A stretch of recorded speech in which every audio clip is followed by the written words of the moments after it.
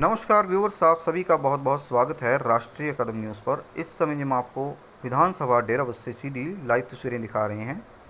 BJP से हमारे साथ जुड़ चुके हैं एसएमएस संधू जी, श्रुति भारद्वाज जी, हैप्पी कौशल जी और ओमवीर राणा जी हमारे साथ मौजूद हैं। आज जो चर्चा का विषय है पंचायत चुनाव। पंचायत चुनाव को लेकर भाजपा कार्यकर्ताओं में एक जोश की लहर बनी हुई थी, क्योंकि हल्का डेराबस्सी में जो नंबर बीजेपी को मिला, लोकसभा चुनाव में बीजेपी नंबर 1 पार्टी बनकर उभरी। तो कहीं ना कहीं इसको लेकर एसएमएस संधू जी भी भाजपा कार्यकर्ताओं से लगातार मीटिंग कर रहे थे कि आप पंचायत चुनाव में बढ़ चढ़कर हिस्सा लें और बीजेपी को और मजबूत करें। लेकिन अब बहुत से ऐसे उम्मीदवार हैं जिनके नॉमिनेशन रद्द कर दिए गए हैं। तो इसको लेकर संधू साहब हमारे साथ मौजूद हैं, तो हम इनसे जानेंगे क्या कुछ आगे के लिए बीजेपी की रणनीति रहेगी और उन कार्यकर्ताओं के लिए क्या कुछ मैसेज देना चाहेंगे। संधू साहब, आपका बहुत बहुत स्वागत है राष्ट्रीय कदम न्यूज़ पर। अगर बात की जाए बीजेपी की, लोकसभा चुनाव में हल्का डेराबस्सी की सफलता के बाद से ही आप पार्टी वर्कर्स के साथ लगातार मीटिंग कर रहे थे कि पंचायत चुनाव में आप बढ़ चढ़ कर हिस्सा लें, लेकिन बहुत सी नॉमिनेशन रद्द हुए हैं और इसके कारण बीजेपी कार्यकर्ताओं में भी निराशा है। तो क्या कुछ मैसेज, क्या कुछ संदेश आप देना चाहेंगे बीजेपी कार्यकर्ताओं के लिए? ਧੰਨਵਾਦ ਤੁਹਾਡਾ ਜੀ। ਤੁਸੀਂ ਜਿਹੜਾ ਭਗਤਾ ਵਿਸ਼ਾ ਹੈ ਉਹਨੂੰ ਲੈ ਕੇ ਸਾਡੇ ਖਿਆਲ ਪੁੱਛਣ ਵਾਸਤੇ ਇੱਥੇ ਆਏ ਹੋ, ਮੈਂ ਤੁਹਾਡਾ ਧੰਨਵਾਦੀ ਹਾਂ। ਜਿਸ ਤਰ੍ਹਾਂ ਤੁਸੀਂ ਜ਼ਿਕਰ ਕੀਤਾ, ਲੋਕ ਸਭਾ ਇਲੈਕਸ਼ਨ ਦੇ ਵਿੱਚ ਸਮੁੱਚੇ ਹਲਕਾ ਡੇਰਾਬੱਸੀ ਨੇ महाराणी परनीत कौर भारतीय जनता पार्टी बहुत हुम हमा के रज के वोटां पाइयां और पिछले जेड़े 20-25 साल का रिकॉर्ड सीगा उन्होंने ब्रेक किया। मुबारक बाद दे हकदार आ सारा हल्का डेराबस्सी और असी ऋणी हाँ सारे हल्के। दूसरी गल तुसीं जिक्र कर रहे हो जेड़ा बहुत विशा पखवा है और अज का विषय है पंचायत इलैक्शन जी। मैं अपने राजनीतिक कैरियर दे विच इन्ना जेड़ी हाकम धिर होवे उन्हां दा इस किस्म दा रवैया गुस्ताख क्रिमिनल जिहदे विच डेमोक्रेसी का कोई नाम नहीं लिया जा सकता जी, इदां ਦੀਆਂ ਹਰਕਤਾਂ ਵੇਖਣ ਚ ਆਈਆਂ ਨੇ। ਪਿਛਲੇ 10 ਦਿਨਾਂ ਤੋਂ ਮੈਂ ਜਿੱਥੇ ਸਾਡੇ ਪਾਰਟੀ ਦੇ ਉਮੀਦਵਾਰ ਇੰਟਰਸਟਿਡ ਸਨ, ਅਸੀਂ ਉਦੋਂ ਪਹਿਲਾਂ ਵੀ ਮਿਲੇ ਉਹਨਾਂ ਨੂੰ। ਉਹਨਾਂ ਨੇ ਮਨ ਬਣਾਇਆ ਅਸੀਂ ਇਸ ਇਲੈਕਸ਼ਨ ਦੇ ਵਿੱਚ ਉਤਰਨਾ ਹੈ ਮੈਦਾਨ ਦੇ ਵਿੱਚ, ਔਰ ਉਹਨਾਂ ਨੇ ਆਪਣੀਆਂ ਤਿਆਰੀਆਂ ਸ਼ੁਰੂ ਕਰ ਦਿੱਤੀਆਂ। ਮੈਂ ਤੁਹਾਡੇ ਨਾਲ ਗੱਲ ਸਾਂਝੀ ਕਰਨੀ ਚਾਹੂੰਗਾ भी ये पहली दफ़ा होया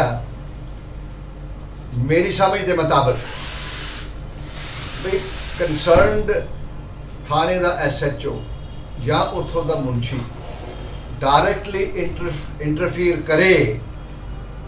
भी पहला तो शुरू किया उन्होंने भी तुसी की लेना जी, छड्डो जी, जेड़ा बंदा हैगा जी उन्होंने सरकार का उन्होंने बन लैन दिओ जी। वो नहीं मन्ने इस गल वास्ते। दूसरा फिर मौका आया भी असी थोड़े नाल सख्ती करांगे, वो नहीं मन्ने। तीसरा आया उन्हें थाने च बुलाना शुरू कर दिता। मैं अपने लैवल पे और महाराणी साहबा के लैवल पे, अपने लैवल पे मैं SHO DSP अपना थल्ले वाले जिहड़े मुलाजम ने उन्हां नाल इन टच रहे हैं और हर थां ते गल कीती भी ये रवैया तुहाडा ठीक नहीं है। सरकार तुहानूं तुहाडे जोर पा रही है, पर तुहाडा भी अपना कोई हक बनता बीइंग इन सर्विस तकड़ी फड़न की लोड़ है तुहानूं भी। चलो कुछ असर होया कुछ ना होया उन्हां दी मजबूरी होएगी, लेकिन बहुते जिहड़े नॉमिनेशन पेपर ने उन्होंने रद्द इस करके कर दिता गया भी आप दे कैंडीडेट का उस पिंड या उस इलाके दे विच आधार है नहीं सी, और इन्हों ये समझ सी भी असी उतों जितते नहीं। हुण जेड़े जिन्हां दे कागज़ दाखिल भी हो गए, मंजूर भी हो गए, ਇਹਨਾਂ ਦੀ ਹਾਲੇ ਵੀ ਸੋਚ ਮਾੜੀ ਹੈ ਕਿ ਇਲੈਕਸ਼ਨ ਵਾਲੇ ਦਿਨ ਇਹਨਾਂ ਨੇ ਕੁਛ ਨਾ ਕੁਛ ਉੱਥੇ ਐਸਾ ਕਿਸਮ ਦਾ ਪ੍ਰਸ਼ਾਸਨ ਨੂੰ ਨਾਲ ਲੈ ਕੇ ਆਪਣਾ ਕੁਛ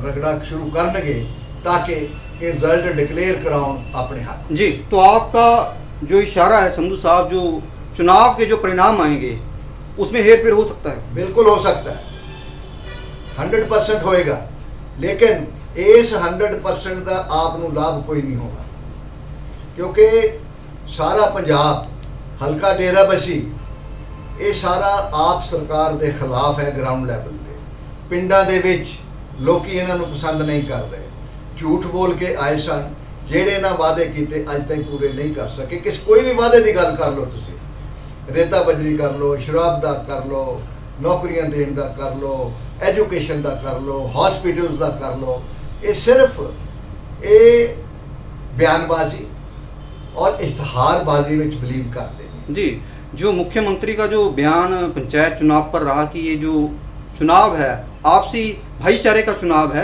और इसमें किसी तरह की कोई पार्टीबाजी का कोई दखल नहीं होगा, तो ये एक बयान कैसा बयान है, इसके बारे में क्या? नहीं, देखो थोड़े गल सामने ही है भी बयान भगवंत मान बहुत करता है, लेकिन वो झूठा साबित होता है हर पॉइंट के उत्ते।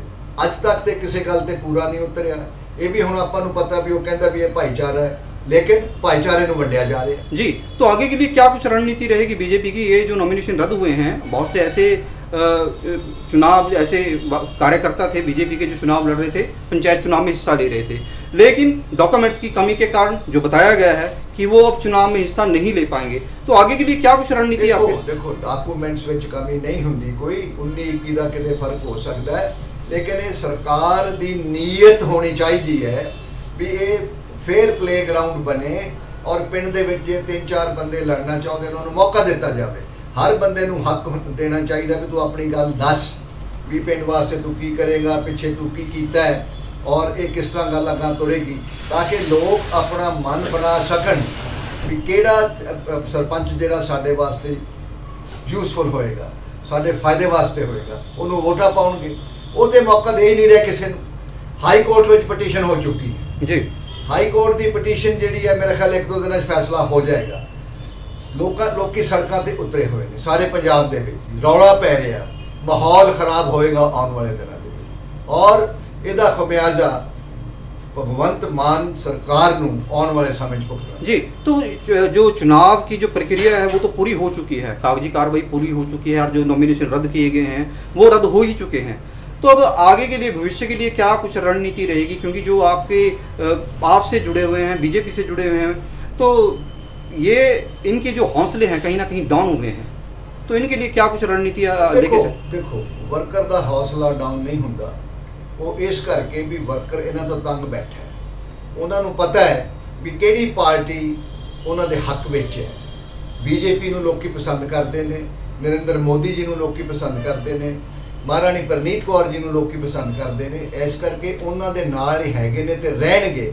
लेकिन जिथों तुसीं गल कीती भी उन्हां दा मनोबल टुट ना जावे, वो साडी जिम्मेवारी बनती है उन्हां दे नाल खलो के पिंड पिंड जाके उन्हां दा हर दुख तकलीफ विच असीं हाज़र होईए। हुण भी तो हुन्ने जिहड़ी सरकार दे विच काम है वो तगड़े होकर करवाउण दी कोशिश करी दी है, कई कुछ नहीं हुंदे पर बहुते हो भी जाते हैं, लेकिन असीं मनो अपने वर्कर दे नाल। हाई कोर्ट का फैसला आ जाना एक अद्धे दिन में, मेरा ख्याल है भी हाई कोर्ट का फैसला जो सरकार के खिलाफ आएगा, ये सारी प्रक्रिया जी है इनू हो सकता भी नवे सिरों कोई ना कोई रद्दो बदल किया जा सके। जी जी जी, तो चुनाव को लेकर ये जो घमासान मिचा हुआ है हल्के में जी, और ये अब की बात नहीं, जब भी चुनाव होते हैं, जब छोटे चुनाव होते हैं, पंचायत चुनाव हों या काउंसलर चुनाव हों, तो कहीं ना कहीं ये सरकार को लेकर ये बातें चर्चा होती है, वो सरकार किसी भी पार्टी की हो, कि इन छोटे चुनावों में धांधली की जाती है, तो ये आगे के लिए क्या कुछ सुधार होने चाहिए? देखो मैं तो इस गल का हामी है भी जिहड़ी भी सरकार होवे उन्होंने जिहड़ी डेमोक्रेसी है, लोकतंत्र है, उन्होंने बरकरार रखना चाहिए ग्राउंड लैवल पे, पिंड लैवल पे। जे पिंड लैवल पे लोग आपस में पक्के तौर पर वंडे गए, ये देश वास्ते बहुत घातक है, ये कोई चंगी गल नहीं होएगी जी जी। और इस करके भगवंत मान जो मर्जी सोची जाए वो इस गल वास्ते कामयाब नहीं हो सकेगा। जी, तो बीजेपी अगर ये पंजाब में कुछ अच्छी परफॉर्म करती है सरकार आपकी 2027 में बनती है, तो क्या जो सिस्टम है उसमें फेरबदल होगा?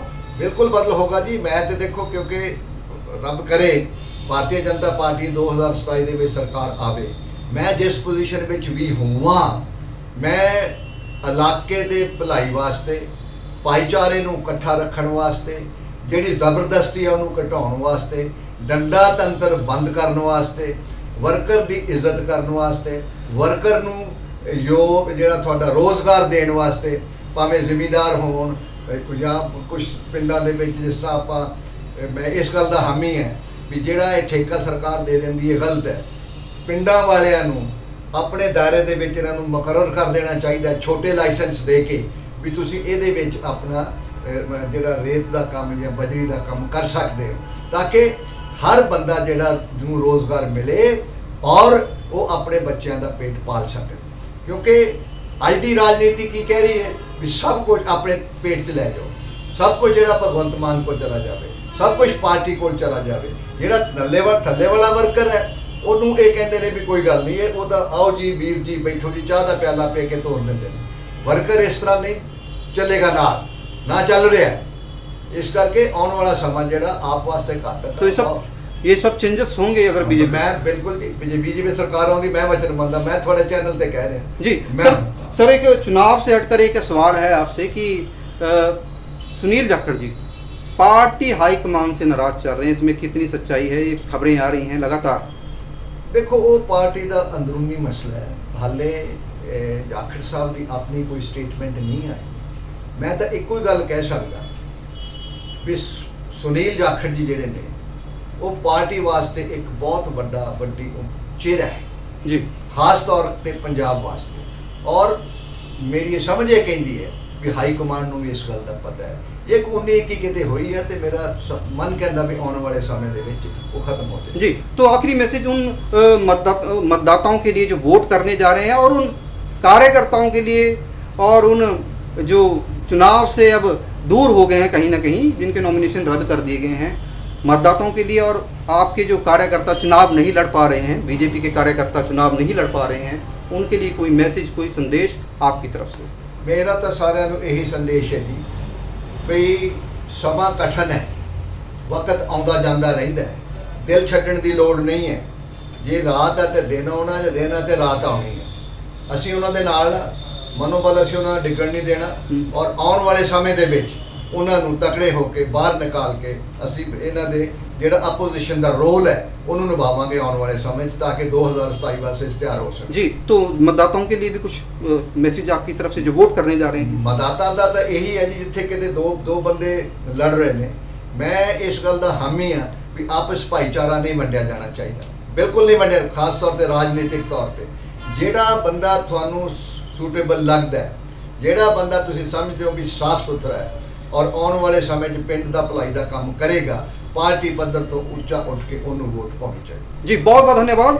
तो जिस समय हमारे साथ SMS संधू जी विधानसभा डेराबस्सी से जुड़े हुए थे और जिन्होंने जो पंचायत चुनाव होने जा रहे हैं उस पर हमारे साथ चर्चा की, क्योंकि बहुत से नॉमिनेशन रद्द किए गए हैं और संधू साहब ने ये मैसेज दिया, आप लोग हौसला बनाए रखें कि आप सभी एक गठबंधन में बंधे रहें, फिलहाल काम करना पड़ेगा। फिलहाल अभी के लिए इतना ही, आपसे फिर मुलाकात होगी, तब तक के लिए नमस्कार, जय हिंद, वंदे मातरम। और अपने मत का सही इस्तेमाल करें और देखते रहें राष्ट्रीय कदम न्यूज़।